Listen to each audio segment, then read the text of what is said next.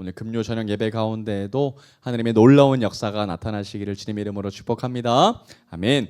우리는 계속해서 주일 금요일마다 요한복음을 좀 살펴보고 있습니다. 특별히 우리는 요한복음 6장에 대해서 좀 긴 시간을 할애해서 하나님의 말씀을 좀 살펴보고 있는데요. 여러분들이 좀 한번 떠올리시면 좋을 것 같습니다. 요한복음 6장은 어떤 사건으로부터 출발했죠? 오병이어입니다. 그래서 오병이어 사건으로부터 출발했던 그 사건의 이야기가 사실은 아직까지 논의되고 있는 것을 우리가 좀 보게 됩니다. 그러니까 여러분, 우리가 오병이어 사건을 경험했을 때 오병이어 사건 그 자체의 중요성보다 사실은 예수 그리스도께서 풀어주는 그 의미가 더 중요하다는 것을 이제 좀 더 느끼실 줄 저는 믿고 있습니다. 논의가 점점점 깊어져 가고 있는데요. 여러분, 그 오병이어 사건을 토대로 해서 예수 그리스도께서는 지난주 어떤 이야기를 하셨는지를 잠깐 한번 돌이켜 보도록 하겠습니다. 여러분, 예수 그리스도께서는 이제 강을 건너셔서 이제 그들과 좀 떨어지길 원하셨다는 것을 좀 지난주 봤습니다. 그런데 여러분, 그들은 거기서 멈추지 않고 끝까지 예수님을 뭐 했어요? 쫓아가서 예수님을 함께 보기를 원했다라는 겁니다. 그런데 그들이 쫓아갔던 것을 예수님은 결국 기뻐하시지 않으셨던 것 같아요. 왜죠? 예수님은 분명 그들이 온 이유에 대해서 적나라하게 고발하셨기 때문입니다. 어떻게 설명하셨죠? 그들이 나에게 온 이유는 표적을 보기 위해서 온 것이 아니라, 표적을 받기 때문에 온 것이 아니라 뭐 때문이다? 떡을 먹고 배불러서 왔다라고 얘기하고 계시거든요. 그러니까 이들이 온 목적이 뭡니까? 예수 그리스도를 보기 위해서 왔다라기보다는 예수 그리스도를 따라다니면 뭐 걱정이 없는 거예요? 먹을 걱정 없기 때문에 또다시 하늘에서 내려준 그 만나와 같이 나에게 빵을 달라, 떡을 달라, 이 목적 때문에 그 수많은 사람들이 예수님 앞에 나와 왔다라는 겁니다. 그러니 여러분, 그들을 사실은 예수님이 그렇게 목적 때문에 그렇게 기뻐하시진 않으셨던 것 같습니다. 그리고 계속해서 이제 그들과 함께 논의하시고 또 그들에게 말씀하시는 장면이 오늘 말씀 가운데 좀 드러나게 될 겁니다. 예수님은 분명히 지난주에 말씀하셨습니다. 나는 뭐라고요? 생명의 떡이다 라고 말씀하셨고요. 그리고 그 생명의 떡을 먹고 취해야만 너에게 뭐가 있다고 말씀하셨죠? 영생, 이터널 라이프, 영원히 살 수 있는 그 생명이 너에게 줄 것이다 라고 분명히 예수님은 말씀하셨다는 겁니다. 그러면 이 사람들은 뭐만 하면 돼요? 예수님의 말씀을 믿고 순종해서 그냥 따르기만 하면 됩니다. 그냥 예수님이 떡이라고 하니까 예수님이 주시는 그 떡만 뭐 하면 돼요? 먹기만 하면 되는 거예요. 어려운 게 없습니다. 그런데 여러분에게 가만히 생각해 보면 상식적이지 않아요. 왜냐하면 떡이 어떤 존재입니까? 눈에 보이는 가시적인 어떤 새로운 형태의 떡이 아니라 다름 아닌 자신을 가리켜 떡이라고 하기 때문에 먹을 수 있습니까? 없습니까? 없기 때문이라는 거예요. 그래서 이 단순한 이야기가 사실은 복잡한 이야기고 사실은 상식을 굉장히 벗어났던 이야기였기 때문에 당시 이 이야기를 들었던 유대인들과 따랐던 무리들은 굉장히 혼란스러울 수밖에 없었다는 것이 오늘의 문제의 핵심입니다. 그러니까 도대체 어떻게 예수님을 먹어야 할지 이들은 받아들이기가 어려웠다라는 것이죠. 자, 그리고 나서 이제 오늘 장면이 좀 이어지는 장면이 좀 나옵니다. 오늘은 요한복음 6장을 좀 한번 마지막까지 한번 끝내보려고 합니다. 요한복음 6장 41절로 한번 찾아가 보겠습니다. 오늘 읽었던 말씀 51절에서 조금만 더 올라가시면 41절부터 좀 이어지는데요. 지난주가 40절까지 이제 읽었고요. 오늘 이제 41절부터 한번 들어가 보도록 하겠습니다. 자, 41절 보면 예수 그리스도께서 다시 한 번 더 자신에 대해서 설명하시는 부분이 나옵니다. 뭐라고 나오는지 봤더니 자기가 하늘에서 내려온 뭐라 그래요? 떡이다. 그럼 우리가 알고 있는 예수님에 대한 힌트는 몇 가지입니까? 두 가지입니다. 하나는 생명의 떡이다. 그리고 두 번째는 하늘에서 내려온 떡이다 라고 얘기했습니다. 하늘에서 내려온 떡이다. 자, 하늘에서 내려온 떡이라 하심으로 유대인들의 반응이 어떻다고 나와 있습니까? 유대인들이 예수에 대해서 뭐 했다고요? 수근수근거렸다라는 것이죠. 그러니까 예수님은 다시 한 번 더 자신의 정체성에 대해서 설명했고요. 그리고 그 설명에 대해서 유대인들이 어떻게 반응했는지가 나오는데 부정적입니까? 긍정적입니까? 굉장히 부정적이었다는 거죠.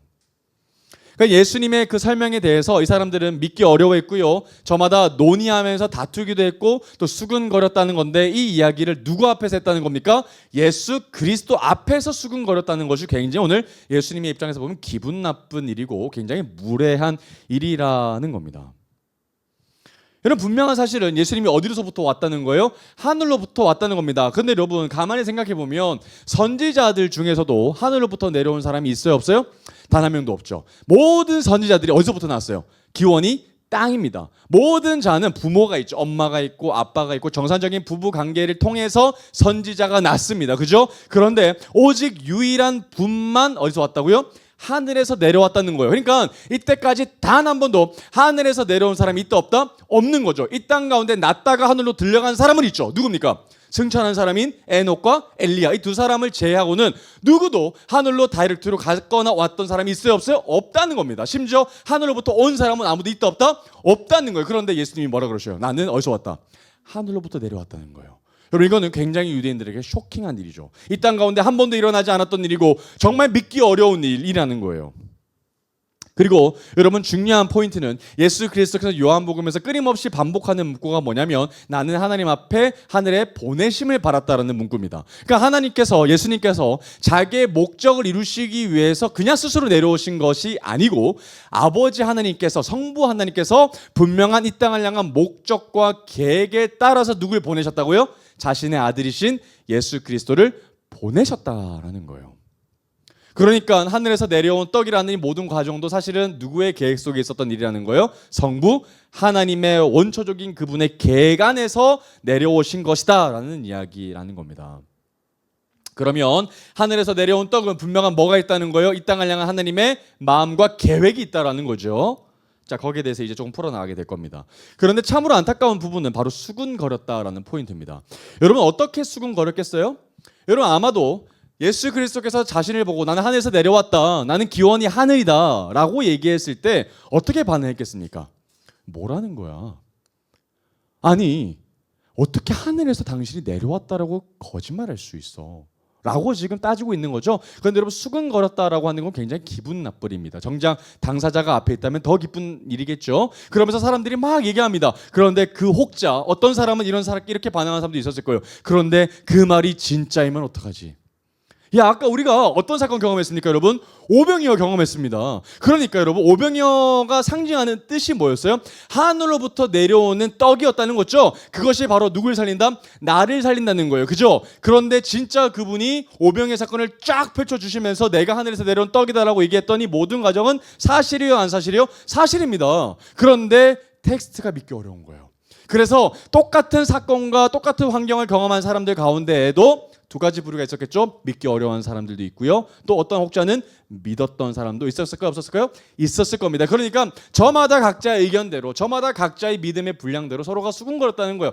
다투었다는 이야기입니다. 의논한 거죠. 야, 저게 믿겨져? 나는 믿겨지는데 어떻게 그게 믿겨져? 야, 저 말이 어떻게 믿겨진단 말이야? 그럼 저 사람이 하나님이라도 된단 말이야? 이런 식으로 막 서로가 수군거렸다라는 이야기인데, 그 수군거리는 것을 누구도 들었을까요? 예수님도 듣죠. 자기에 대해서 수군거리는 거 왜 당사자가 모르겠습니까? 자기 앞에서 그러는데 말입니다. 그런데 여러분, 이 장면이 굉장히 어디에서 많이 본 장면 같지 않으세요? 하나님 앞에서 다투는 장면입니다. 여러분, 아까 오병이어 사건을 제가 얘기했는데, 오병이어 사건이 오버랩되는 곳이 어디죠? 성경에서 우리가 주일마다 보고 있는 출애굽기죠. 출애굽기, 여러분 잘 한번 주일마다 생각해 보십시오. 백성들이 서로 다퉜다라는 의미가 어디에서 나옵니까? 르비딤에서 나오죠. 그죠? 무리바 반석, 마사 반석. 그 뜻이 뭐였습니까? 하나님이 계신가 안 계신가 하여서 서로가 다투었다라는 장소가 어디예요? 마사, 무리바라는 말이죠. 그런데 그 똑같은 얘기가 지금 어디서 나오고 있어요? 하나님 앞에서, 예수 그리스도 앞에서 진짜 이분이 예수님이신가 하나님이신가, 하나님이 아니신가라는 이야기를 지금 이 앞에서 하고 있다라는 겁니다. 굉장히 무례한 반응이고 굉장히 패역한 백성의 모습이라는 거예요. 왜 그러냐면 여러분, 조금 전까지만 해도 오병이어 사건을 경험한 이들이 예수 그리스도를 뭐 하려고 했어요? 왕으로 세우려고 했잖아요. 그죠? 그러니까 왕으로 세우려고 했던 그들의 반응은 온데간데 사라지고 예수 그리스도에서 굉장히 믿음이 없어진 반응이 나왔다면, 사실은 이들을 예수 그리스도를 어떤 왕으로 생각했던 겁니까? 하나님이라고 생각했다기보다는 그냥 이 땅 가운데서 정말 카리스마 있는 어떤 로마의 압제로부터 벗어날 정치적인 왕으로 봤다라는 것이 여실히 드러난 것이죠. 그런데 예수님은 분명히 그들에게 말씀하신다는 거예요. 나는 뭐라고요? 생명의 떡이다. 하늘에서 내려온 너희들 위한 떡이다 라고 이야기했다는 겁니다. 그런데 여러분, 그들이 못 믿을 만한 이유는 꽤나 합당해 보입니다. 왜 그들이 못 믿었는지는 42절로 한번 가볼게요. 요한복음 6장 41절에 가보니까 그들의 변명 아닌 변명이 나옵니다. 뭐라고 나왔는지 봤더니 이렇게 얘기해요. 자, 이르되 이는 요셉의 아들 예수가 아니냐. 그 부모를 우리가 아는데 자기가 지금 어찌하여 하늘에서 내려왔다라고 얘기할 수 있느냐, 이 말하는 겁니다. 단순히 얘기해서 어떻게 얘기하는 거예요? 야, 그 청년이 누구 집 아들인지 우리가 뻔히 아는데 뭔 소리 하는 거야? 그들의 부모가 요셉과 말이 아니야. 그런데 어떻게 하늘로부터 왔다고 거짓말을 할 수 있어? 이 얘기하는 거죠, 그죠? 그래서 너가 태어났을 때 어디서 나사렛에서 태어났고 너의 어린 시절이 어땠고 어느 동네 사람인지 친구가 누군지 부모가 누군지 우리가 다 안다는 겁니다. 예수 그리스도에서 우리가 알 거 다 아는데 어떻게 새삼스럽게 우리한테 와서 그렇게 새파랗게 눈을 뜨고 거짓말을 할 수 있냐? 이런 얘기를 하고 있는 것이죠. 여러분 나름대로 일리 있는 이야기처럼 보입니다. 그죠? 그런데 여러분 이 대목에서는 우리가 좀 놀라운 사실을 좀 발견하게 됩니다. 여러분 예수님은 어떻게 태어나셨죠?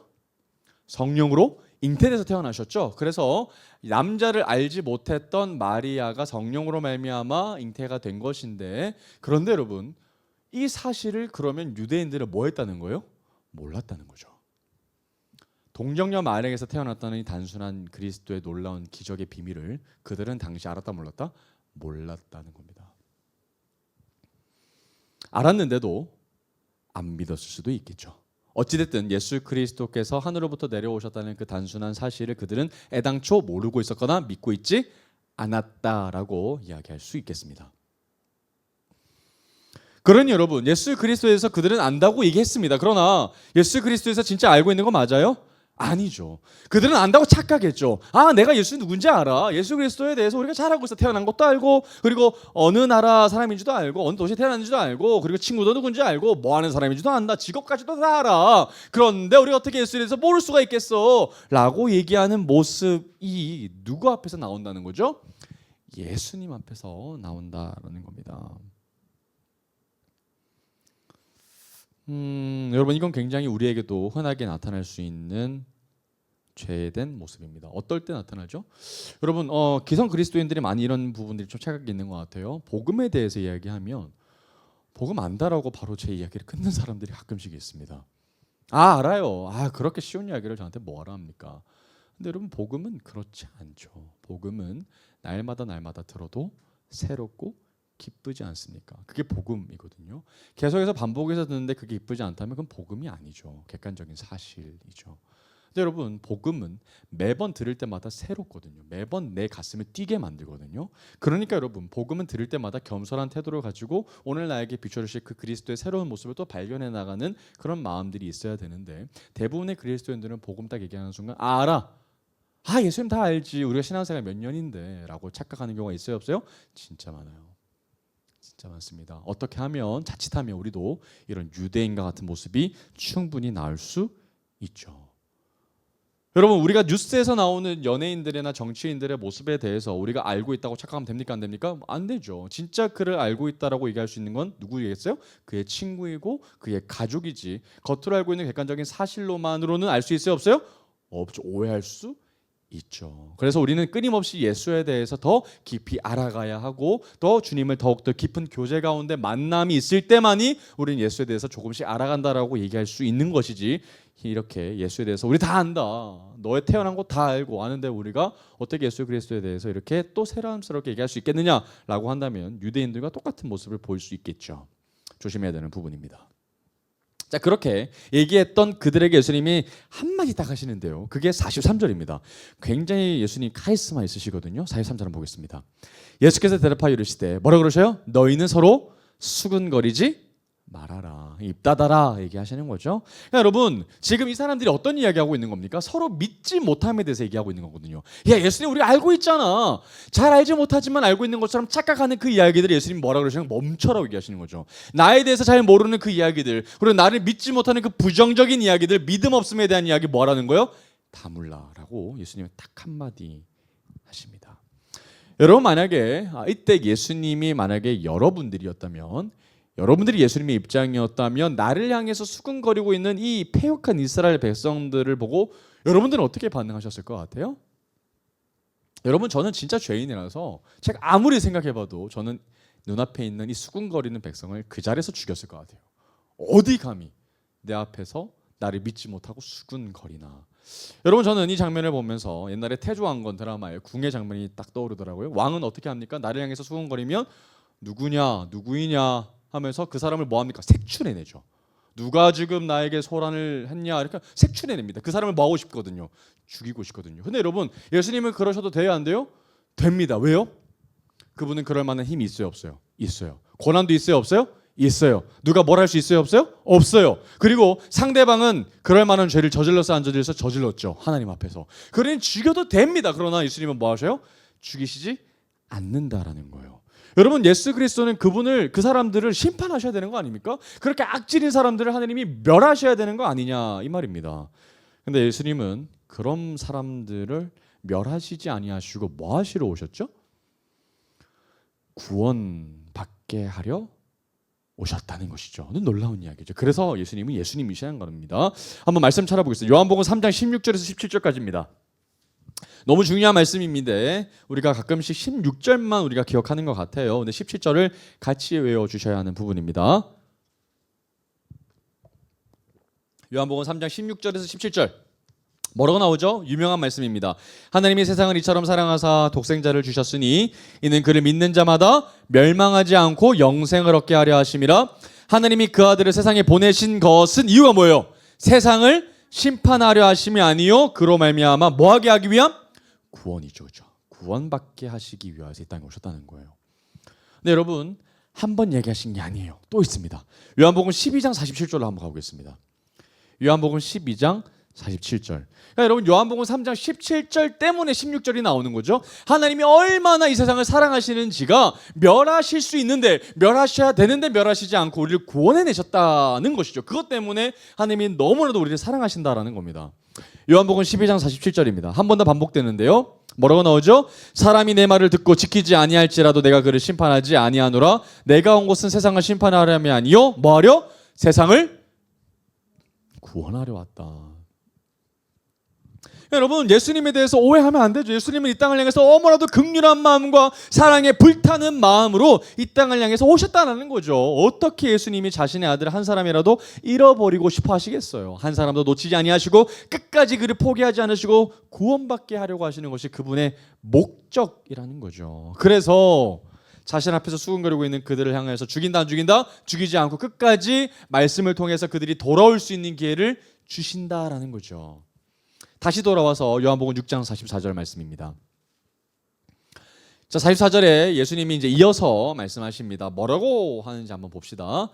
예수님이 이렇게 말씀하셔요. 나를 보내신 아버지께서, 여러분 여기까지 끊고 계속해서 요한복음에 나오는 건 이 중요한 명제입니다. 여러분, 전제거든요. 내가 나의 뜻대로 온 것이 아니라 누구의 뜻대로? 아버지의 뜻대로. 아버지의 뜻대로 이 땅 가운데 오셨다는 거예요. 나를 보내신 분이 아버지시라는 거죠. 자, 아버지께서 이끌지 아니하시면 아무도 내게 올 수 없다. 없으니 오는 그를 내가 마지막 날에 다시 살리리라 라고 얘기하고 있습니다. 그러면 여러분, 여기서 나오는 전제가 뭐냐면요, 예수님 앞에 나오는 사람은 자신의 결정으로 왔다고 생각할 수 있지만 사실은 그분 앞에 나아가게 됐던 것은 누구 때문이라는 거예요? 성부 하나님께서 뭐 하셨기 때문에? 인도하셨기 때문이죠.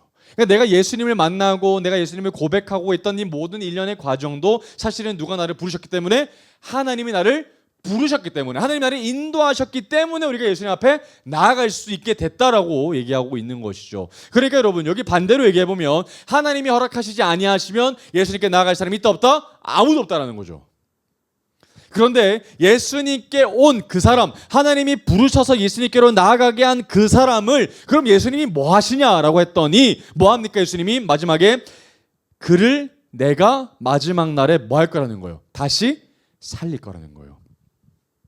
살릴 거다. 여러분, 중요한 이야기입니다. 살린 거다. 살릴 거다.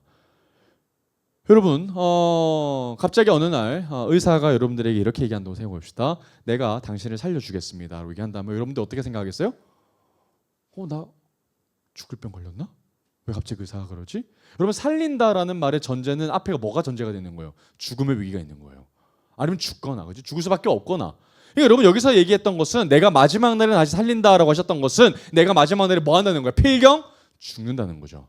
죽어 있거나 죽음이 왔거나 곧 죽거나. 그렇죠. 죽음과 떨어질 수 없는 존재라는 거예요. 그래서 마지막 날 우리는 반드시 죽게 되어 있고 죽은 존재고 물어가는 존재인데 예수님이 이 땅 가운데 오셔서 우리를 선택하셔서 뭐 하신다는 거예요? 다시 뭐 하신다? 살리게 하신다는 거. 살리게 하신다. 그거 예수님 하시겠다는 거죠.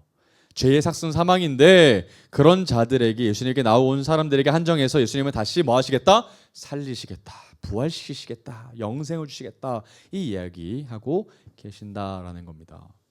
그러니까 여러분 얘기를 들으면 들을수록 우리는 너무나도 동의가 되지만 당시에 있었던 유대인들은 듣기가 어려웠을까요? 힘들었을까요? 아니면 좋았을까요? 행복했을까요? 어렵고 듣기 불편했을 겁니다. 그죠?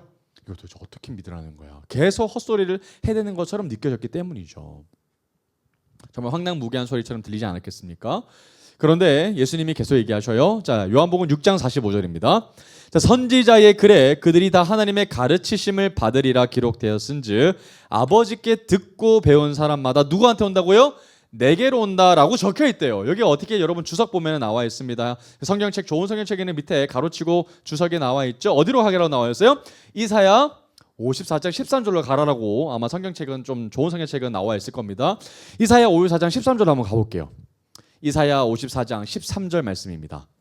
예수님이 이사야 말씀 가지고 오는 거거든요.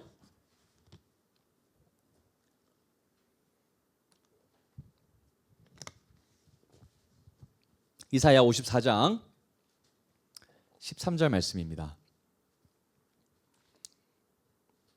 자, 다 그들이 하나님의 가르치심을 받는다라고 기록되어 있었대요. 자, 뭐라고 기록되는지 한번 보겠습니다.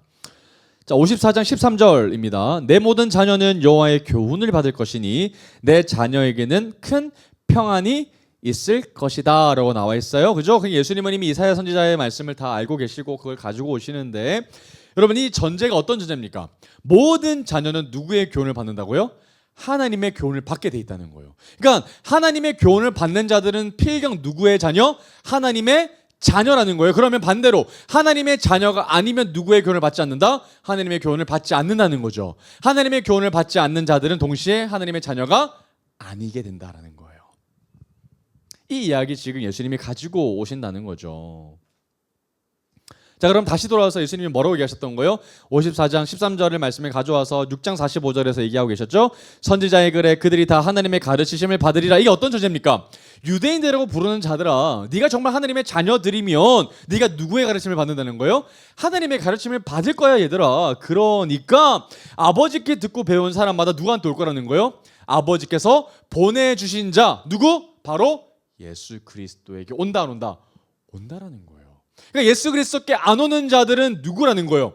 하나님의 백성이 아니라는 거예요. 하나님의 자녀가 아니라는 거예요. 그러니까 여러분 당시 유대인들이 이걸 듣기 얼마나 화가 났겠어요. 뭐라고? 네가 어떻게 하나님의 백성이고 아니오를 네가 어떻게 판단해? 네가 뭔데 우리가 당신에게 나아갈 때 하나님의 자녀가 되고 너한테 안 나가 네가 나가면 우리가 자녀가 된다는 것을 네가 함부로 얘기할 수가 있겠어? 이 말하는 거거든요. 그러니까 얼마나 이걸 부정하다, 무례하다, 이것은 신성모독이다라고 아마 유대인들이 생각하지 않았을까요? 그죠? 결국 예수 그리스도는 여기서 나는 중보자다라고 얘기하고 계신 것이거든요.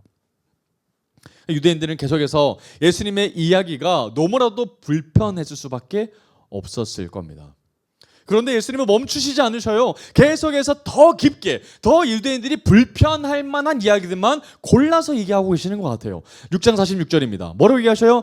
이는 아버지를 본 자가 있다는 것이 아니니라 오직 하나님에게서 온 자만 아버지를 보았느니라 라고 얘기하고 계셔요. 이게 무슨 말이냐면 하나님을 본 자가 있어요 없어요? 없다는 겁니다. 그런데 본 자가 유일하게 있으니 그 자가 누구다? 하늘로부터 온 사람. 그 사람이 누구예요? 하늘로부터 온 떡이죠. 하나님이 보내신 사람. 그러니까 나를 제외하고 하나님을 본 사람이 있다 없다? 없다는 거예요 여러분. 이건 굉장히 유대인들이 불편한 이야기죠. 네가 뭔데? 네가 뭔데 하나님을 봤어? 야 엘리야도 못 봤어. 아무도 못 봤어. 모세도 심지어 하나님의 등만 봤어. 아무도 못 봤어. 근데 네가 하나님을 봤다고? 이런 무례한 네가 뭔데? 네가 뭐 그렇게 특별한데? 라고 얘기했겠죠. 근데 이들은 분명 어떤 사람이었다고요? 오병이어 경험한 사람이었다는 거예요. 그렇죠? 굉장히 무례하죠. 그러니까 여러분 하늘로부터 내려온 떡만이 하나님을 보았고 하나님을 보내신 그분이 지금 이 땅 가운데 오셔서 그 놀라운 말씀을 풀어주고 계신다라는 거죠. 자, 6장 47절입니다. 그런데도 예수님은 아랑곳하지 않으시고 계속해서 그 의미에 대해서 확장하시면서 말씀하십니다. 6장 47절이에요. 뭐라고 얘기하시죠? 진실로 진실로 너에게 이르노니 믿는 자는 뭘 가졌다? 영생을 가졌다. 여러분, 예수 그리스도께서 진짜 하고 싶으셨던 말씀 아니셨을까요? 나를 믿어야 된다. 나를 믿으면 뭘 얻는다? 영생 얻는다, 얘들아. 믿기가 어려워도 이해가 되지 않더라도 너희들 뭐 해야 된다? 믿어야 된다. 믿어야 산다. 믿기만 해라. 믿기만 하면 내가 영생 줄 거야. 믿어라 라는 것이 예수님의 사실은 진짜 마음이시거든요. 여러분, 안 믿게 하려고 이렇게 어렵게 얘기하시는 걸까요? 안 믿게 하려고 안 믿을 만한 이야기만 하시는 걸까요? 아니죠. 이들의 생각으로는 한계가 있어서 믿기가 어렵더라도, 정말 납득하기 어려워도 뭐 하라는 거예요? 예수님이 그래도 믿어야 된다. 그래도 믿어야 된다. 왜요? 믿어야만 뭘 주기 때문에, 내가 영생 주니까. 예수님의 마음은 어디에 있는 거예요? 이들이 안 믿었으면 하는 거예요? 아니죠. 믿어서 뭘 받기 원하는 거예요? 구원받기 원하는 거죠. 이게 예수님이 진짜 애타는 마음 아닙니까? 그래도 믿어야 돼. 그래도 믿어야 돼. 납득하기 어렵지, 이해하기 어렵지, 그래도 믿어야 돼. 그래도 믿어야 돼. 왜냐하면 믿는 자에게 영생이 있기 때문이야. 그리고 예수님이 이제 큰 목소리로 이제 선포하시는 장면이 나와요. 6장 48절입니다. 이제 뭐라고 얘기하십니까? 이들에게 다 어이가 나가가지고 아니 벙벙해가지고 예수님을 쳐다보고 있는데, 그때 예수님이 이렇게 선포하시는 거예요. 48절입니다. 우리 같이 한번 읽어보겠습니다. 시작. 내가 곧 생명의 떡이니라.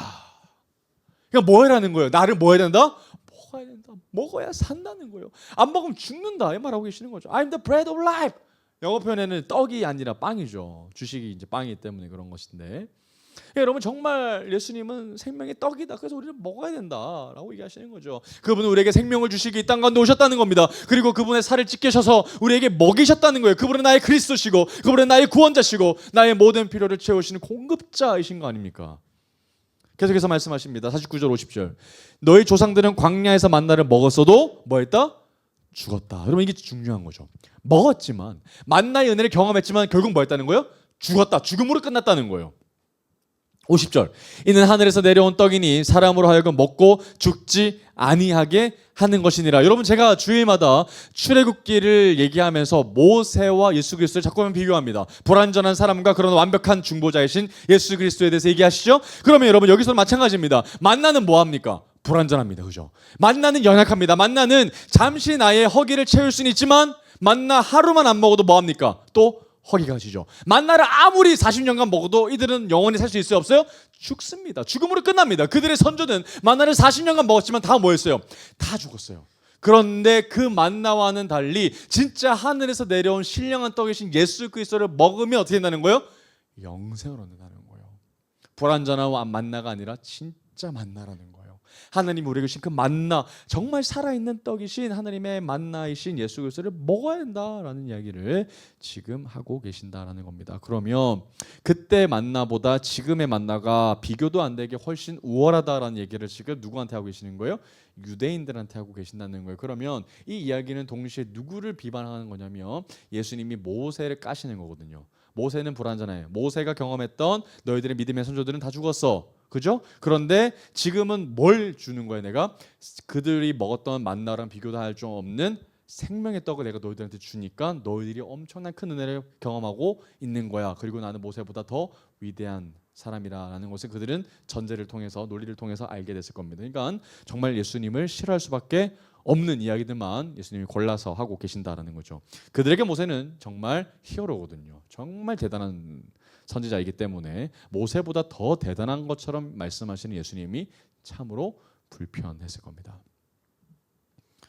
6장 51절입니다. 그러면서 예수님이 헷갈릴까 봐 계속해서 반복하시면서 얘기하시죠. 나는 하늘에서 내려온 어떤 떡이다? 살아있다.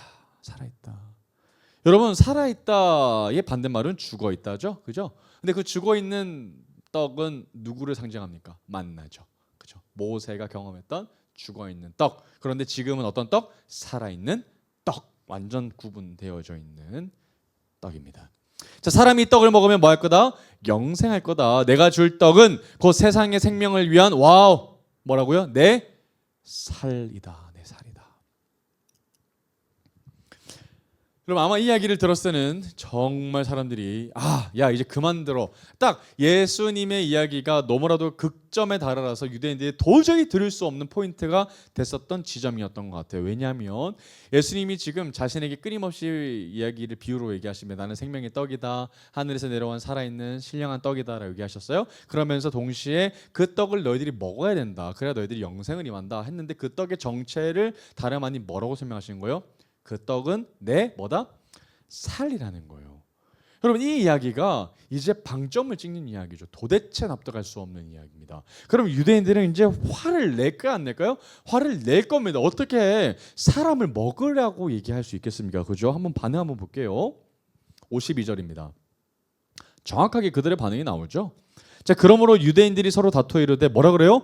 이 사람이 어찌 능히 자기 살을 우리에게 주어 먹게 하겠느냐? 여러분 상식적으로도 말이 안 됩니다. 여러분 그 자리에 있었던 사람들은 정말 많은 사람들이죠, 그죠? 어마어마한 사람들입니다. 오병이에 있었던 사람들은 정말 많은 사람들입니다, 그죠? 그런데 그 오병이어의 경험한 사람들을 실제적으로 나의 살을 다 뜯어준다고 하더라도 먹일 수 있어요, 없어요? 불가능합니다, 그죠? 객관적으로도 이성적으로도 말이 안 됩니다. 근데 더 말이 안 되는 건 뭡니까? 유대인들에게 뭘 먹으라고 강요하고 있는 것처럼 보여요? 인육이죠. 사람의 고기를 먹으라고 얘기했던 것처럼 예수님이 말씀하시기 때문에 유대인들이 이 포인트에서 분노하는 겁니다. 지금 제정신이야? 우리가 사람을 잡아먹으라고? 근데 여러분 사람 잡아먹으면 돼요, 안 돼요? 안 됩니다. 레위 율법 때문에 그렇거든요. 피채 있는 것을 먹으면 절대 안 됩니다. 정말 부정해지고 하나님의 백성 가운데 끊겨지는 것인데 지금 이 율법을 정면으로 반박하는 이야기를 예수님이 하시는 것처럼 보인다라는 겁니다. 여러분 진짜 말이 안 되는 것처럼 보이는 거죠. 어떻게 이거를 받아들이겠습니까? 그런데 놀라운 이야기는요, 여러분. 동일한 이야기를 들었어요. 그죠? 똑같은 이야기 하셨거든요. 예수님이 이쪽에는 다른 이야기, 이쪽에는 저쪽 이야기 하신 것이 아니라 똑같은 이야기 하셨는데 무리의 반응은 다르다는 거예요. 한번 볼까요? 52절 한번 보겠습니다. 자, 그러므로 유대인들이 뭐 했어요? 서로 다퉜대요. 여러분 다툴 필요 있어요, 없어요? 없어요. 반응이 하나면 다툴 필요 없습니다. 그죠? 그런데 다퉜다는 의미는 뭐 했다는 거예요? 의견이 달랐다는 거죠. 한쪽 부류는 예수님에 대해서 부정적으로 생각했지만 한쪽 부류는 그럴지도 몰라라고 얘기했던 사람들이 있었기 때문에 서로 뭐 했다는 거예요? 의견이 분분해서 서로 멱살 잡고 싸웠다라는 거예요. 그런데도 도저히 해결할 수 없었던 부분은 바로 이 부분입니다. 이 사람이 어찌 능히 자기 살을 우리에게 주어 먹게 하겠느냐, 그래서 우리가 영생을 과연 얻을 수 있는 것이냐라는 것이 정말 해결하기 어려웠다는 부분이었다는 거죠. 정말 그들은 황당했을 겁니다. 부정하다고 생각했을 거고 아마 이때부터 예수님에 대해서 이제 떠나는 사람들도 분명히 있었을 겁니다. 근데 예수님이 얘기를 멈추지 않으셔요. 계속 얘기하십니다. 좀 그만했으면 좋겠는데 왜 그렇죠? 제자들의 입장에서는 예수님이 이런 얘기를 할 때마다 유대인들이 싫어하기 때문이에요. 여러분 지금 조금 전까지만 해도 예수님의 인기가 어떻게 됐습니까? 하늘로 치솟았거든요. 예수님이 곧 왕이 될 수 있었던 상황인데 예수님이 자꾸 그들을 불편한 이야기들 할 때마다 유대인들이 예수님을 향한 인기가 사그라들고 또 떠나기 때문에 왕이 안 될 것 같거든요. 이러니까 도저히 이게도 저도 안 될 것 같으니까 제자들이 저 얘기 이제 그만하셨으면 좋겠는데 좀 인기가 많아지면 얘기했으면 좋을 것 같은데 그런 얘기 생각 안 했겠습니까? 그런데 예수님은 멈추지 않으시고 계속 달려가시죠. 6장 53절에서 54절입니다. 뭐라 그러십니까? 헷갈려하고 있는 애들을 보고 어안이 벙벙해가지고 도대체 어떻게 먹으라는 거야 라고 막 따지는 애들을 보고 예수님이 명확하게 얘기하셔요. 예수께서 이르시되 내가 진실로 진실로 너에게 이르노니 뭐라 그러셔요? 인자의 살을 먹지 아니하고 인자의 피를 마시지 아니하면 너희 속에 뭐가 없다? 생명이 없다. 여러분 헷갈리는 이야기가 아닙니다. 여러분 정확하게 예수님은 내 피를 마셔야 돼, 내 살을 찢고 먹어야 된다라고 얘기하셨어요. 그래야 생명이 있다라는 겁니다. 54절 내 살을 먹고 내 피를 마시는 자는 영생을 가졌고 마지막 날에 그때 내가 다시 너희들을 살려줄 거야, 영생을 줄 거야. 그러니 뭐 해야 된다? 내 살을 먹고 내 피를 마셔야 돼. 그래야 네가 다시 산다고. 죽었던 너희들이 다시 살아난다, 이 말을 하고 계시는 거죠. 얼마나 놀랬겠습니까? 이게 비유가 아니었어? 그럼 진짜 먹는 거야? 막 이런 생각을 했겠죠. 6장 55절 59절입니다. 계속해서 예수님은 반복해서 얘기하셔요. 내 살은 참된 양식이요 내 피는 참된 음료로다. 내 살을 먹고 내 피를 마시는 자는 내 안에 거하고 나도 그의 안에 거하나니 살아계신 아버지께서 나를 보내심에 내가 아버지로 말미암아 사는 것 같이 나를 먹어라. 먹는 그 사람도죠, 그죠? 나를 먹는 그 사람도 나로 말미암아 뭐 할 거다? 살리라. 이것은 하늘에서 내려온 떡이니 조상들이 먹고도 죽은 그것과 같지 아니하여 이 떡을 먹는 자는 영원히 살리라. 이 말씀은 예수께서 가버나움 회당에서 가르치실 때에 하셨느니라. 여러분, 이 말씀의 멘트들은 후에 어떤 장면으로 이어집니까? 예수님의 성찬식 때죠, 그죠? 이는 내 살이다. 이는 너희들을 위하여 찢겨진 나의 몸이다, 피다, 이렇게 다 얘기하신 거죠. 흘린 피다까지, 그죠? 그러니까 성찬식으로 이어지는 굉장히 놀라운 말씀을 사실은 지금 오병이어 끝나고 무리들에게 하고 계신다라는 겁니다. 여러분, 그러니까 사람들이 이 이야기를 듣고 나서 어떻게 반응했어요? 아, 그런 거구나. 그럼 예수 그리스도의 몸과 피를 먹고 마셔야 되겠구나 생각해요? 안 합니다. 상식적으로 불가능하거든요. 그런데 이것은 우리가 비유인 걸 알아요, 몰라요? 우리는 압니다. 그죠? 그런데 그들은 알아요, 몰라요? 몰라요. 언제까지? 성찬식 때 1차적으로 그들은 알 겁니다. 제자들만 알겠죠. 그죠? 그리고 실제로 십자가 도상에서 예수 그리스도의 몸이 찢겨지고 흘리신 피가 그것을 상징했구나를 깨닫기 전까지는 이들이 이 이야기를 알아요, 몰라요? 모를 겁니다. 근데 여러분, 예수 그리스도께서 십자가에 달리실 거에 대해서는 성경에 대해서 이미 구약에 대해서 다 예언이 되어 있죠. 그 가운데에서 예수님이 이사야를 언급하셨기 때문에 우리가 이사야서를 한번 찾아가 보겠습니다. 이사야 53장 5절로 한번 가보겠습니다. 이것도 유명한 말씀이죠. 고난주간에 우리가 묵상하는 말씀인데요. 이사야 53장 5절로 한번 가보겠습니다. 여러분, 예수 그리스도께서 참수형 당하시면 안 되죠. 예수 그리스도는 그냥 물에 빠리셔가지고 익사하셔도 안 되고요. 그냥 손쉽게 단번에 죽으셔도 안 됩니다. 그분은 십자가에 나무에 달려 죽으셔야만 했죠. 왜죠? 피가 있어야 되기 때문에 그렇습니다. 피 흘림이 있어야 되기 때문이죠.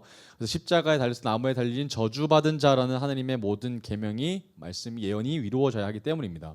여기도 마찬가지로 예언이 있습니다. 뭐로 나와요? 그가 찔림은 우리의 뭐 때문에? 허물 때문이다. 그가 상함은 우리의 죄악 때문이다. 그가 징계를 받음으로 우리는 평화를 누리고 그 채찍에 맞음으로 우리는 나음을 받았도다. 여러분, 이거를 떡이를 한번 계산해서 영상에서 한번 볼게요. 여러분, 예수님은 뭐라 그러셨어요? 떡이에요, 그죠? 빵입니다, 그죠? 그런데 이 말씀을 생각하면서 한번 이사야 53장 5절을 읽으면 좀 의미가 달라지는 것 같아요. 한번 다시 읽어보겠습니다. 예수님은 빵이시다, 떡이시다. 자, 그가 찔림은 우리의 허물 때문이요 그가 상함은 우리의 죄악 때문이다. 그가 징계를 받음으로 우리는 평화를 누리고 그가 채찍에 맞음으로 우리는 나음을 받았다. 예수 그리스도께서 당하신 고난이 나옵니다. 첫 번째 뭡니까? 찔렸다, 그죠? 그리고 그가 상했다. 그리고 그가 징계를 받았다. 그리고 그가 채찍에 맞았다. 여러분, 그 모든 네 개가 어디를 향해서 지금 고통이 안겨다 주는 거예요? 예수 그리스도의 몸이죠, 그죠? 몸에 지금 고통이 가해집니다. 네 차례에 걸쳐서 가르쳐요. 그래서 이 53장 5절을 보고 한 학자는 이렇게 설명하더라고요. 예수님이 지금 우리에게 주시는 떡으로 음식이 만들어지듯이 반죽이 되어 있는 것처럼 보인다라는 거죠.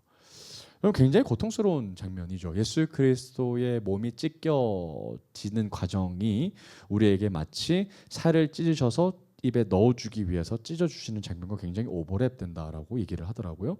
굉장히 놀라운 이야기인 것 같습니다. 그러니까 여러분, 절대로 이 이야기는 쉬운 이야기가 아니죠. 정말 예수 그리스도는 어마어마한 고통을 우리에게 떡을 주시기 위하여서 몸이 찢겨지신 분이라는 것을 우리가 이사야 53장 5절을 통해서 더 명확하게 볼 수가 있습니다. 그럼 여러분, 이 이야기를 듣고 나서 무리들은 참 힘들어할 것 같아요, 그죠? 무리는 잘 예수님을 모르니까요. 그러면 제자들은 예수님에 대해서 어떻게 생각할까요? 제자들은 예수님이 이때까지 하신 모든 말씀에 대해서 쉽게 받아들일까요? 불행히도 그렇지 않다는 겁니다. 요한복음 6장 61절로 한번 가보겠습니다. 똑같아요. 무리들하고 똑같습니다. 요한복음 6장 61절을 가보면 이런 말이 나옵니다. 예수께서 스스로 제자들이 이 말씀에 대하여 뭐하여? 똑같이 수군거립니다. 그죠? 여러분, 무리들만 그랬던 것이 아니라 제자들 역시 예수님이 했던 그 말씀에 똑같이 수군거린다는 거예요. 조금도 다른 게 있어요, 없어요? 없습니다. 조금도 구분되는 것이 없어요. 똑같이 수군거리죠. 그랬더니 이제 초점은 무리가 아니라 제자들 12명을 향해서 예수님이 말씀하시는 장면으로 이제 바뀝니다. 자, 이 말이 너희에게 걸림이 되느냐라고 지금 제자들에게 예수님이 인자하게 물어보고 계신다라는 겁니다. 여러분, 걸림이 있다라는 말 어떤 말입니까? 불편하다라는 거죠. 그리고 이게 해결되지 않으면 주님을 신뢰할 수 있다 없다? 없다라는 겁니다. 그러니까 여러분, 모두가 12명의 제자들 역시 예수님 옆에 있지만 예수님이 하신 그 말씀에 대해서 굉장히 불안하게 듣고 있었고 굉장히 의심스럽게 쳐다보고 있었다는 거죠. 이 이야기가 도대체 뭐지? 어떤 것을 상징하는 우리도 도대체 믿을 수 없는 이야기를 하고 계셔. 도대체 예수님 정신 나간 걸까? 이런 생각을 했다 안 했다? 했다라는 겁니다. 그러니까 여러분 이 흔들리고 있는 모습을 제자들을 보여줬으니까 예수님이 그들을 향해서 어떻게 말씀하시는지 한번 보겠습니다. 정말 예수님 위트 있으신 것 같은데 62절이에요. 예수님 뭐라 그러십니까? 그러면 너희는 인자가 이전에 있던 곳으로 올라가는 것을 본다면 너희는 어떻게 하겠느냐.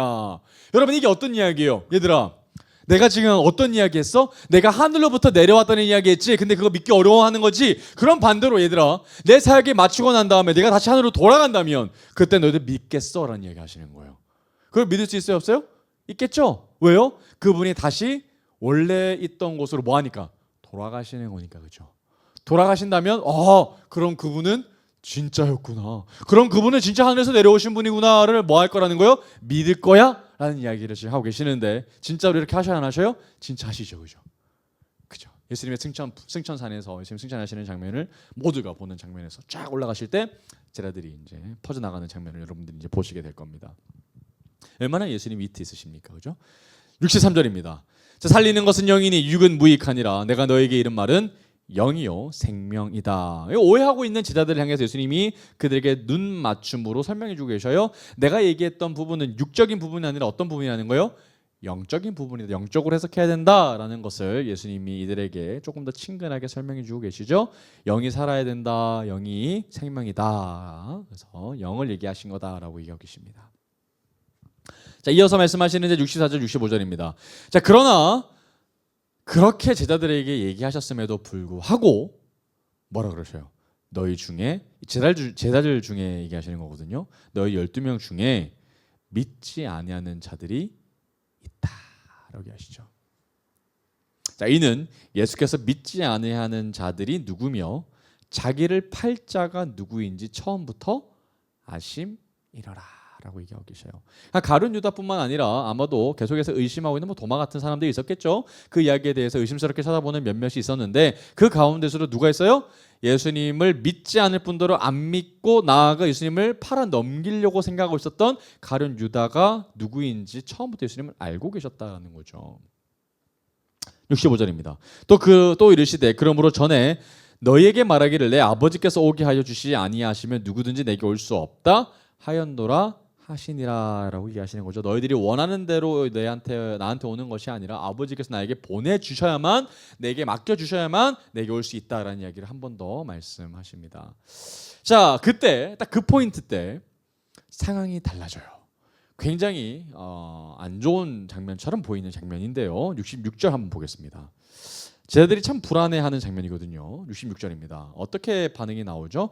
자, 상황이 달라지는데 그때부터 그의 제자 중에서 많은 사람이 떠나가고 다시 그와 함께 다니지 아니하더라. 여러분 여기서 무리는 존재하지 않습니다. 무리는 이미 온데간데 없어요. 그죠? 무리는 더 이상 등장하지 않습니다. 언제 사라졌는지도 몰라요. 아마도 예수님이 초반에 얘기했던 거 기억나시죠? 내가 하늘에서 내려왔다 이런 얘기 처음부터 했을 때부터 무리는 뭔 소리야 하고 떠났을 가능성이 훨씬 높아요. 그러니까 지금까지 버틴 사람들은 그래도 좀 대단한 사람들이거든요. 그런데 그 사람들이 어떤 사람들이었어요? 그래도 12제자는 아니었지만 예수님을 따르기로 결단한 제자들이었다는 것이에요. 그런데 그 제자들이 이제 예수님의 말씀을 끝으로 듣고 어떻게 했다는 겁니까? 그의 제자 중에서 많은 사람이 뭐였대요? 떠났다. 어떤 얘기 때문에 그런 거예요? 예수님의 살을 먹어야 된다. 예수님의 피를 마셔야 된다. 이 얘기죠. 그래야 너희들이 생명을 얻는다. 이 얘기를 딱 하시고 나서 제자들 가운데에서 많은 사람이 떠나갑니다. 막 떠나가요. 그러니까 정말 많은 사람들이 예수님 옆에 계셨거든요. 그죠? 그런데 무리들이 먼저 확 썰물 나가듯이 빠져나가고 그리고 예수님의 채찍근처럼 느껴졌던 사람들 제자들 가운데서도 예수님의 이야기를 듣고 에이 뭔 소리야 내가 예수님 존경해서 따라왔는데 내가 선생이라서 따라왔는데 뭔 소리 하는 거야 하면서 내 선생 잘못 골랐다 하면서 떠나간 무리들이 또 엄청 많았다는 거죠. 그죠? 그러니까 여러분 중요한 것은 이렇게 사람들이 무리들이 몽창 떨어져 나가고 제자들 가운데서 막 떨어져 나갔다라면 남아있는 사람들도 어떤 마음이 들어요? 불안한 마음이 들어요. 어떤 마음이죠? 야, 나 선생님 진짜 잘 따라왔어. 내 선생님 진짜 대단한 선생님이야 라고 생각하기보다는 내가 선택한 이 선생님이 잘못된 거 아닐까? 나의 선생님 믿어도 될까? 라는 생각이 들어요 안 들어요? 들거든요. 그랬더니 12 제자들도 불안했나 봅니다. 67절 한번 볼까요? 정말 안타까운 모습이죠. 뭐라 그러셔요? 예수님이 다 떠나가고 있는 상황 가운데 12 제자들도 막 의심합니다. 우리 잘못된 거 아니야? 우리도 가야 되는 거 아니야? 라는 그 상황 때 제자들이 뭐라 그래요? 12 제자들이 불안해하고 있는 그때 예수님이 딱 12 제자들에게 얘기하시죠. 너희도 가려느냐? 너무 슬픈 마음이죠. 너무 슬픈 상황입니다. 여러분, 예수님의 마음은 가라는 거예요? 여기 있으라는 거예요? 여기 있으라는 거죠? 믿음 흔들리지 말라는 거죠? 쟤들은 다 갈 수 있어. 그런데 너희들은 뭐하라? 흔들리지 마라는 이야기를 예수님이 분명히 얘기하십니다. 그런데 여러분, 이때 진짜 베드로가 놀라운 고백을 해요. 보겠습니다. 68절. 현관펜으로 쫙 꺼주시면 좋을 것 같습니다. 68절 뭐라 그럽니까? 시몬 베드로가 대답하되 주여 영생의 말씀이 주께 있사오니 우리가 누구에게로 가오리까? 우리는 베드로의 위대한 고백을 가끔씩 이 이야기를 빼놓고만 생각하는 것 같아요. 주는 그리스도시요 살아계신 하나님의 아들입니다만 이야기하는 것 같고요. 이 고백은 살짝 빼놓고 얘기하시는 것 같습니다. 그런데 여러분, 베드로는 이 놀라운 고백을 한 번 더 했어요. 그죠? 주여 영생의 말씀이 주께 있사오니 우리가 누구에게로 가로리까? 주께 영생의 떡이 있는데 우리가 어디로 가서 뭘 하겠습니까? 그러니까 우리는 뭐 하겠다는 거예요? 오직 주님만을 따라가겠습니다. 오직 주님만을 따라가겠습니다. 주님 그리스도에서 살아계신 하나님의 아들이십니다. 그리고 우리가 어디로 가겠습니까? 이 이야기하고 있는 거죠. 그러면서 이제 베드로가 대표해서 얘기합니다. 69절. 우리가 주는 하나님의 거룩하신 자이신 줄 뭐 하겠다? 믿었다는 게 중요하죠. 믿었다. 결국 믿음 얘기하는 거예요. 여러분, 나머지 사람들은 예수를 못 믿은 거죠. 그죠? 못 믿어서 떠난 겁니다. 이 놀라운 이야기를 몰랐어요. 근데 여러분, 아무리 생각해봐도 당시에 있는 베드로나 12 제자들도 이 예수 그리스도의 이야기를 온전히 이해했다 못 이해했다? 이해 못했습니다. 받아들이기 어려워서 똑같이 어려웠어요. 그런데 이들은 뭐 했다는 거예요? 믿었다는 거예요. 믿기 어려운 이야기를 그들은 믿었다라는 거예요. 믿음은 그런 거죠. 믿기 어렵고 내 생각으로는 납득하기 어려운 그 이야기들을 오직 주님이 말씀하셨기 때문에 그냥 받아들이고 믿는 것, 믿음을 보이는 것. 예수님이 그 믿음을 우리에게 원하시는 것 아닙니까? 그래서 베드로는 그렇게 얘기할 수 있는 겁니다. 우리가 예수님만을 따라갈 수 있는 이유 뭡니까? 예수님의 그 황당무계한 이야기처럼 보이는 그 말씀을 나는 그냥 믿겠습니다. 믿으니까 따라갈 수 있는 거죠. 나는 다 내 머리로 이해할 수는 없지만, 내 머리로 다 받아들일 수는 없지만 나는 그냥 주님을 믿겠습니다. 그러니 나는 주님을 따라가겠습니다. 왜죠? 하나 믿으니까. 주님이 생명의 떡인 거나 믿으니까. 이 모든 과정이 이해하기 어려워도, 이 모든 과정이 납득하기 어려워도 나는 그거 하나 믿으니까. 그래서 나는 주님을 따라가겠습니다. 모두가 간다고 할지라도 난 주님만을 따라가겠습니다 라고 했는데, 그러면 물어봅시다. 베드로는 왜 따라가지 않았을까요? 여러분, 왜 베드로는 따라가지 않을 수 있는 걸까요? 예수님께 뭐가 있기 때문에, 생명의 떡이 있으니까 그렇기 때문이라는 거예요. 그러니까 다른 데 나가서 생명의 떡을 구하겠다는 거예요? 안 구하겠다는 거예요? 안 구하겠다는 거죠. 오직 예수님에게만 생명의 떡이 있으니까 난 예수님에게만 나아가겠다, 이 얘기하는 거거든요. 그랬더니 예수님이 대답하십니다. 70절 71절입니다. 예수께서 대답하시되 내가 너희 12를 택하지 아니하였느냐? 택하다 동그라미 쳐볼까요? 그러니까 여러분, 제자들이 예수님을 택했다라고 제자들이 많이 착각하는 것 같아요. 내가 선생님을 선택했습니다. 내가 택했습니다. 그러니 내가 예수님을 버리는 것도 누구의 자유다? 내 자유다라고 착각하는 것 같은데, 예수님은 분명히 얘기하시죠? 그거 아니다. 누가 선택했다? 예수님이 제자들을 택했다라는 거예요. 내가 불렀다. 내가 지명하여 너희들을 불러 세웠다. 그런 거죠. 자, 그런데 안타까운 이야기가 나와요. 그죠? 그러나 너희 중에 한 사람은 마귀다. 이 말씀은 가룟 시몬의 아들 유다를 가리키심이라. 그는 12 중에 하나로 예수를 팔자이다라고 얘기하셔요. 굉장히 슬픈 이야기인데, 가룟 유다에 대해서는 요한복음 후반부로 좀 가면서 제가 조금 더 자세히 한번 다루도록 하겠습니다. 사랑하는 여러분, 그러면 여러분, 순식간에 예수님을 버리고 떠나는 그 무리들은 어디로 갈까를 한번 생각해 보면 좋을 것 같아요. 어디로 갈까? 그리고 그들이 가는 뒷모습을 보고 제자들도 흔들릴 만큼 너무나도 현실적이었던 문제는 뭐였을까? 를 좀 한번 돌이켜보면 좋을 것 같아요. 말씀을 정리할 텐데, 그러려면 이 문제에 대해서 다시 답을 해보려면 질문에 대해서 원점으로 해서 돌아가야 됩니다. 이 수많은 사람들이 예수님 앞에 나왔던 목적이 뭐였죠? 빵 때문이었어요. 그죠?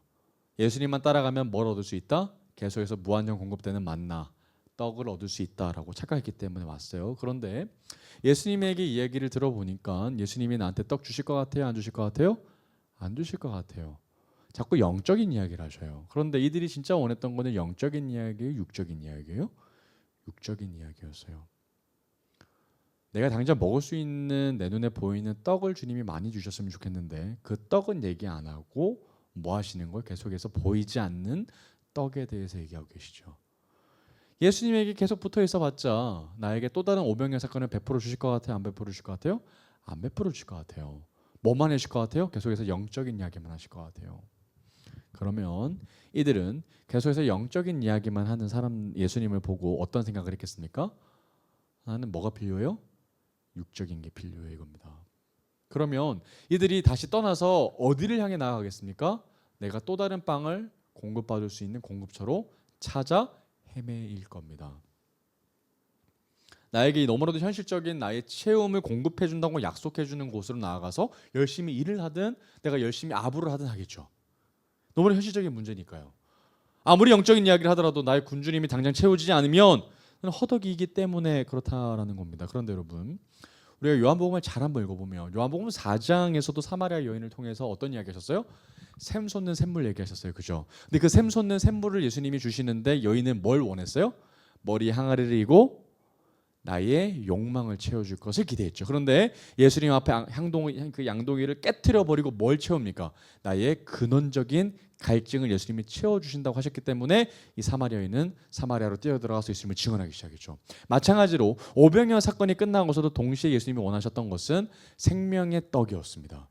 육적인 떡을 채우는 것이 목적이 아니라 나의 영적인 것을 채울 수 있는 그 생명의 떡을 먹어야 된다라고 얘기하고 계시는 거죠. 세상에 나가서 세상의 우물에 나가서 먹고 마시는 것을 얘기하시는 것이 아니죠. 진짜 참된 음료와 참된 음식을 먹어야 된다라고 우리에게 분명히 예수님은 말씀하고 계신다라는 겁니다. 그러면 여러분 오늘 한번 머릿속에 한번 이미지를 한번 떠올려 보면 좋을 것 같아요. 저는 오늘 이 말씀을 좀 묵상하면서 이 전제가 명확하게 떠올랐습니다. 우리는 필경 죽는 존재입니다. 그죠? 우리는 죄인입니다. 그런데 여러분 우리는 죽어가는 그 영혼을 하나님이 우리를 불쌍히 여기셔서 뭐 하신 거예요? 스스로 떡이 되셔서 이 땅 가운데 하나님의 보내심을 받고 내려 오셨습니다. 그리고 그분이 오셔서 행해야 될 일들이 뭐예요? 떡이 가만히 있으면 안 되죠. 뭐 해야 됩니까? 스스로 떡인 것을 알리시고 뭐 하셔야 돼요? 뭐 해야 돼요? 먹여야 돼요. 먹이는 것까지가 그분의 역할입니다. 그죠? 그럼 여러분 생각해 보시죠. 죽어가는 아들이 다 우리의 모습이에요. 여러분의 자녀가 진짜 죽는 위기에 봉착했다고 생각해 봅시다. 힘이 없이 축 늘어져 있어요. 그런데 여러분이 정말 구하기 어려운 정말 귀한 약재료가 여러분들 손에 있습니다. 이것만 먹으면 삽니다. 그러면 어떻게 하겠습니까? 그 축 늘어진 아들을 붙잡고 뭐 할까요? 입에 쑤셔 넣을 겁니다. 그죠? 그리고 딱 한마디 하겠죠. 뭐 할까요? 먹어라.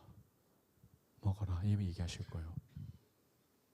힘이 없으면 얼굴을 들어서 입을 움직이게끔 할 겁니다. 씹어야 된다고 그죠? 그런데 아들이 이렇게 얘기하면 어떻게 하겠습니까? 안 먹을래. 나 이거 먹기 싫어. 나 다른 약 먹고 싶어. 라고 얘기한다면 그 부모의 마음이 어떨까요? 그죠? 그 이미지가 너무나도 오버랩 되더라고요. 여러분 예수님은 우리에게 떡을 먹이시기를 원하십니다. 제발 씹어다오. 제발 삼켜다오. 제발 먹어다오. 그래야 너희들이 산다 이것이죠. 그러니까 여러분 그 상황 가운데서 우리가 어떻게 다른 빵을 찾을 수 있겠어요? 예수님의 살을 당연하게 여길 수는 없는 일이죠. 밀어내거나 거부할 수도 없는 것 아니겠습니까? 그냥 우리는 죽었다가 나의 아버지 되신 그분이 나를 안으시고 나에게 당신의 살을 찢으셔가지고 먹이실 때 우리가 딱 한 가지 반응밖에 못하는 거죠. 눈물로 씹는 겁니다. 여러분 씹는 건 누구의 역할이죠? 그건 아들이 씹어야죠.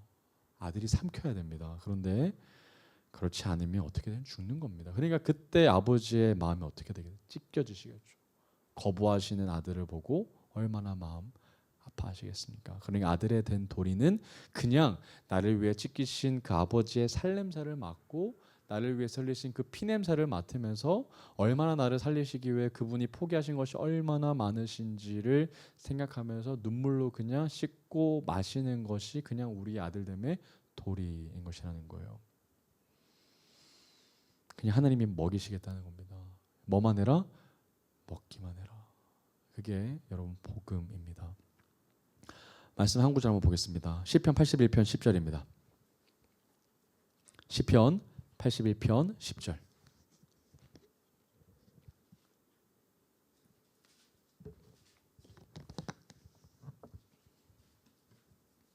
시편 81편 10절.